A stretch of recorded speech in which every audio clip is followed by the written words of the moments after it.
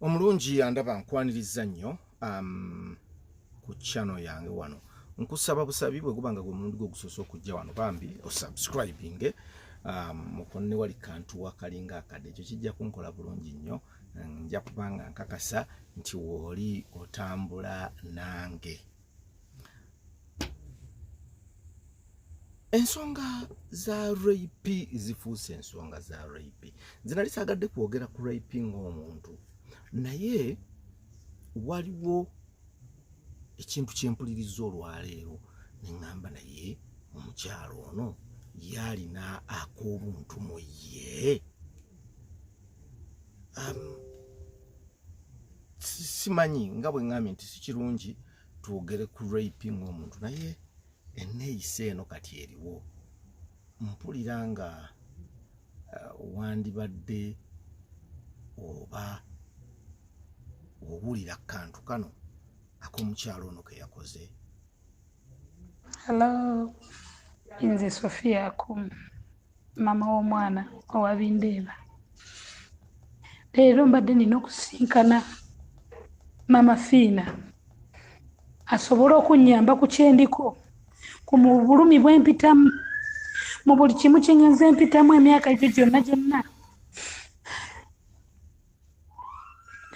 N'atuuka ayimiridde wakati w'omukisa gw'omwana wange. Naye mukazi, obukya buziba buno leero luliba olwange naye enkya ajja keera nga lulwe. Kino sikyogedde kubanga kumulemesa naye nkijje ku mutima gwange. Rape n'ayimirira wakati n'agaana mama Fina. Mama Fina ayambye abantu bangi.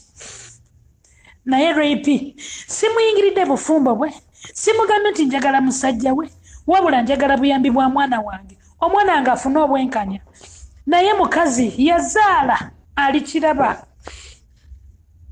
Bannange obukya buziba buno leero lwange naye enkya lujja kuba lulwe.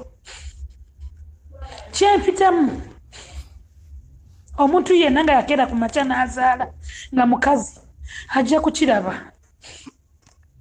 Olunaku lwa leero rape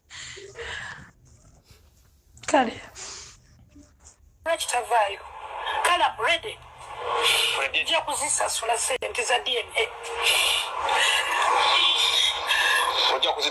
Nja kuzitoola naye ozirina nja kuzitoola kajimirira ku mazima g'omwana wange. Sina kye nakola Remi okuzaala omwana wange saza musango. Ndi kyendi akubanga omwana oyo nasiriza buli kamu buli kalungi nkolere omwana wange.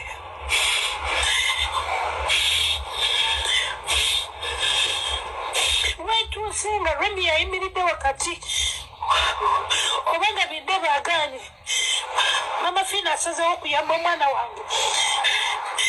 Remi n'ayimirirawo mama Fina n'atya okubanga Remi oli mukyala sikulimba wazaala Katonda gwensinza bulamu.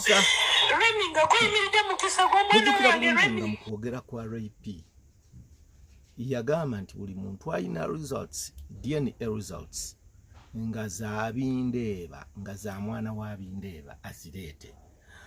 DNA results kyekintu okukola DNA it is not that much easy. Si kyangu kati oba weetaaga omuntu akukwatirako akuyambako. Mukyala Bindeeba yayogera bw'ati. No, era nga mbagambye amanya gange nze rape mukyala Bindeeba omubwatsi. Omwami oyo mwagala nnyo. Tukitegeera to the extent nti nga we nabagamba, if he's going to breathe, he calls me. Hey. Babe, can I breathe? No. Bwe mugamba nti lindako ng'agamba okay. Bwe mugamba breathe nga breathing. Kitegeeza sanze. Omukazi. Wefiira bweti wafiira. Bakiwulidde bati bakiwulidde. Oba mukiwulidde. Preach it, sister. Ate ekyokubiri ne mbagamba. Buli ali eyo ng'alina omwana w'abinze. Ng'oli eyo olina DNA results. Yes. Nga ziraga nti wuwe. Muleke mulabirire. Muwulidde banaye. Mukwate omukolo otya. Bring the child. Bring the children. Bring the child. Buli ali eyo ng'olina omwana w'abinze. Binzo wange. Nga DNA results zabinze ba. Bring the child. Maama leta omwana waliwo. Ne results zo omuganga onomulaba. Wuwe. Leta omwana banaye. Nga nze ntandikira okulabirira mwana. Najja mmazeeko ngenda kufa.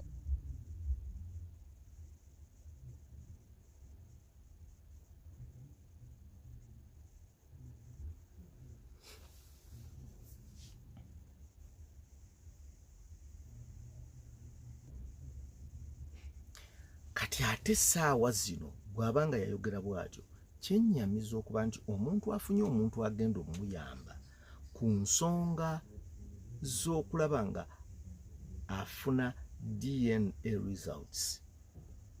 Omukyalo ono ayimiridde mu kiti kye, ayimiridde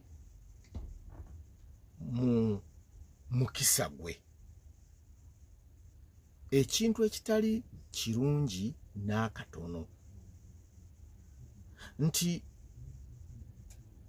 bwe weekiika muntu agenda okuyamba omuntu, bwe weekiika muntu agenda okuyamba omuntu, kati omuntu yeebuuliza ddala ekigendererwa kyo. Omuntu yeebuuza ekigendererwa kyo ki? Kuba saawa zino bwe wabanga waliwo abagenda okuyamba ku mwana muwala ono okufuna DNA results nga Maama Fina nga bw'akyogedde, kati rape weewuunya ekigendererwa kye. Munansonyiwa si kumutambulirako, naye buli lwe ndaba ekintu ekinyigiriza omuntu, ekinyigiriza society, mpulira nga kinkakatako nkyogereko. Bannange tuleme tomegga n'oluma bwe bagamba omusajja omulina wamutwala assa gwe breathe ye eya breath ye bw'oba tomugambye nti satassa, kati muleke alabirire abaana. Nkakasa bulungi nnyo nti bw'aba tasobodde kulabirira bano kyandikuwadde ekyokuyiga nti oba oli awo n'aba botali balabirira. Nze ndooza nti si kya buvunaanyizibwa. Ate naawe mwami Bindeeba leero kankugambeko, you a man. Bw'oba olina omwana wo gwe wazaala, in fact wamuzaala before kusisinkana ono, kitegeeza nti tolina musango n'omwana talina musango. Labirira omwana wo, naye musajja gwe oyinza okulooza nti ojja kuba bulungi forever and ever.